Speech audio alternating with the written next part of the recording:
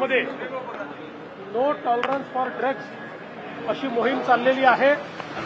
मोठ्या प्रमाणात intelligence gather चाललेले आहेत आणि कुठल्याही परिस्थितीमध्ये हे जे ड्रग्सचं जाळं आहे त्याची पाळंमुळं खणून काढणं हा प्रयत्न चाललेला आहे। वेगवेगळे युनिट्स त्याच्यामध्ये काम करतायत आणि मला असं वाटतं की रोज कुठे ना कुठे आता ही कारवाई चाललेली आहे। पुढचे काही दिवस सातत्याने कारवाई आम्ही करतच राहणार। यंदा अल्निनोचं संकट आहे। एक रिपोर्ट समोर आला आहे की राज्यातील 353 पैकी 181 तालुक्यांमध्ये अवर्षण राहू शकते। बघा, हे यापूर्वीच मी सांगितलेलं आहे, अल्निनोचं वर्ष आहे। ॲव्हरेज पाऊस जरी 92% असला तरी देखील विशेषतः मराठवाडा आणि म्हणूनच शेतकऱ्यांनाही सातत्याने मी ॲडवायझरी केली पाहिजे जेणेकरून दुबार पेरणीची वेळ येऊ नये।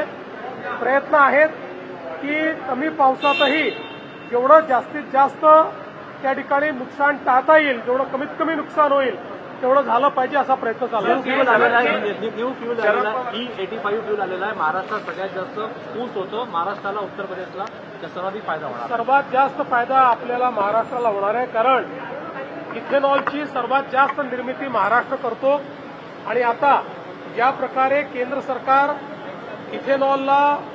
इथेनॉलची सर्वात जास्त निर्मिती महाराष्ट्र करतो आणि आता ज्या प्रकारे केंद्र सरकार इथेनॉलला फ्युएल ब्लेंडिंगमध्ये आणि 100% इथेनॉलवर चालणाऱ्या गाड्या या गोष्टींना ज्या प्रकारे त्या ठिकाणी प्रायमसी दिली जाते, मला विश्वास आहे की आपल्या शेतकऱ्याला त्याचा फार फायदा होईल। शरद पवार म्हणाले की इंधनचे दर आणि पेट्रोल LPG दर जे वाढत आहे राजकीय हादरे येणाऱ्या काळात बसतील।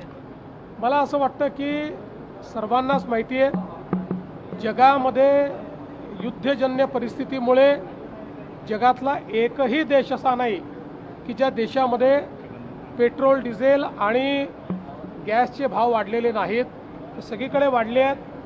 निश्चितपणे केंद्र सरकार त्याची चिंता करते आहे आणि योग्य वेळी योग्य निर्णय होतील। शरद पवार साहब ने कहा है कि झटके जो बढ़ा रहे हैं उनको भी बैठेंगे। देखिए, पूरी दुनिया जानती है जिस प्रकार से युद्ध की परिस्थिति है, दुनिया का कोई देश अछूता नहीं है।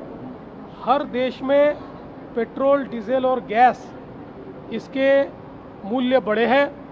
भारत में फिर भी उसको काफ़ी कंटेन करने का काम प्रधानमंत्री जी ने किया है। मुझे ऐसा लगता है युद्ध की परिस्थिति जब तक कुछ बातें इस प्रकार से होगी, लेकिन हमने इससे पहले भी देखा है कि कीमतें कम भी हुई है, तो कीमतें जब आवश्यकता और जिस समय उपलब्धता होगी तो कम भी होगी। पुणे की रेल पार्टी में 100 से ऊपर बच्चों को पकड़ा गया है। अभी बहुत बड़ा पैमाने पर कार्रवाई चल रही है और महाराष्ट्र में ज़ीरो टॉलरेंस फॉर ड्रग्स ये हमारा प्रयास है, इसी के तहत ये कार्रवाई चल रही है।